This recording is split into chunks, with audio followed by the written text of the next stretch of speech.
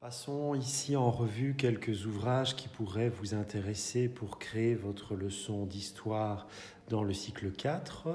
La première référence que j'ai envie de vous présenter, c'est une collection, c'est une série de livres édités chez Hachette Éducation. Alors vous le voyez, il y a un volume par période.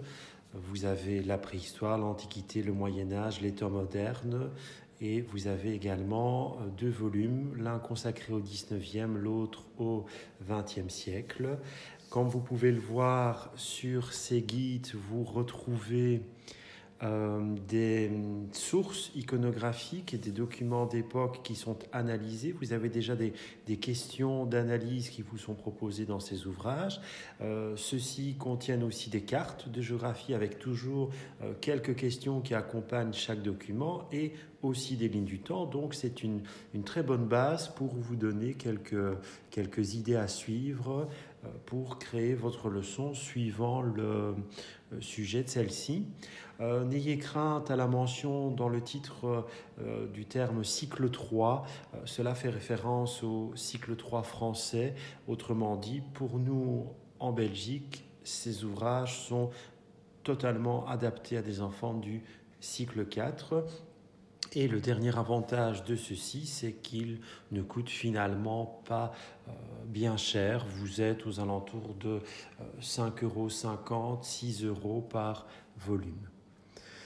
Si l'on devait en retirer un petit désavantage, c'est que ces ouvrages, les dossiers Hachette, sont avant tout destinés à un public français, donc les informations historiques qui y sont traitées touchent généralement davantage l'histoire de France. C'est pour ça que vous devez parfois vous méfier de certaines informations ou de certains volumes, comme ceux consacrés au 19e et 20e siècle, qui s'intéressent presque exclusivement à l'histoire de France, données qui nous intéressent un peu moins ici en Belgique. Une autre référence aux éditions Gallimard Jeunesse, une très bonne maison d'édition. Vous voyez la collection, Les Yeux de la Découverte. Ici, un livre consacré à l'Antiquité gauloise, romaine et gallo-romaine. Et vous voyez beaucoup de sources historiques sont publiées et analysées dans ces ouvrages.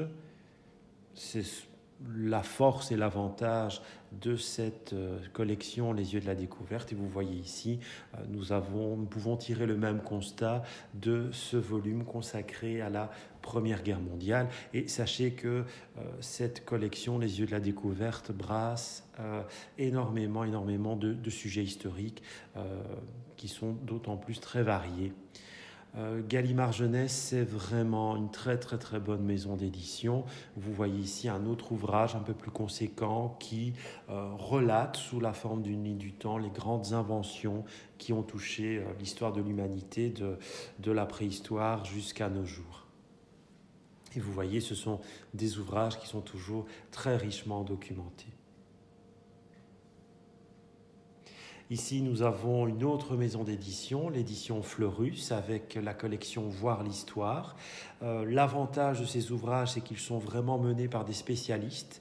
Vous retrouvez la publication de sources historiques, mais aussi des reconstitutions, comme on peut le voir ici sur ce volume consacré à l'histoire des Celtes et des Gaulois. Et ici, nous avons un autre exemple avec les hommes préhistoriques. Une nouvelle fois, publication de sources préhistoriques, de sources archéologiques et de très belles reconstitutions assorties de très bons textes. La seule chose que je vous conseille, c'est de vous méfier des DVD qui accompagnent ces livres. Parfois, les DVD sont de moins bonne qualité. Les documentaires sur ces DVD sont de moins bonne qualité. Très belle aussi maison d'édition, les éditions Milan Jeunesse. Vous avez 3 livres qui vous sont présentés dans cette vidéo. Des encyclopédies qui traitent, en l'occurrence ici, de l'archéologie et qui vont exploiter ce thème à travers différentes thématiques, différents sujets. C'est très varié, c'est très bien documenté, c'est très bien illustré. Et Une nouvelle fois, vous avez les encyclopédies chez Milan Jeunesse. Elles traitent de nombreux sujets. Vous trouvez ici le journal de l'histoire, toujours chez Milan, consacré à l'Égypte. Et là, une nouvelle fois, nous avons des dessins, des reconstitutions très claires. La présentation est belle, elle est très adaptée aux enfants. Et ici, sachez que Milan Jeunesse travaille aussi sur des livres consacrés au cycle 2 et au cycle 3. Ici, vous avez un livre sur la préhistoire pour les enfants du cycle 3, mais que vous pouvez, riche en reconstitution, que vous pouvez bien entendu exploiter dans le cadre d'une leçon d'éveil historique dans le cycle 4. Je vous en avais parlé, l'Atlas d'Aillé aux éditions de Bouc, eh bien, vous pouvez vous faire une idée des cartes et de l'intérêt de celles-ci. Alors regardez par exemple ici à droite, nous avons une carte montrant le développement de la ville de Rome durant l'Antiquité. Et sur cette autre carte, nous retrouvons les foyers des premières écritures à travers le bassin méditerranéen. Certaines de ces cartes peuvent être bien entendu déjà exploitées en 5e, 6e année primaire. Et pour finir, un manuel pédagogique, la vie des hommes et des femmes d'hier et d'aujourd'hui. Vous avez un exemplaire Histo 5 pour la 5e année, vous avez un exemplaire Histo 6 pour la 6e année, c'est ce que je vous montre ici à l'écran. Vous avez un premier volume avec de la documentation, des textes informatifs, donc vous voyez c'est très clair. Et l'avantage que nous avons avec cette production Averboot Erasme, ce sont des livres qui se penchent sur l'histoire de nos régions, sur l'histoire de la Belgique.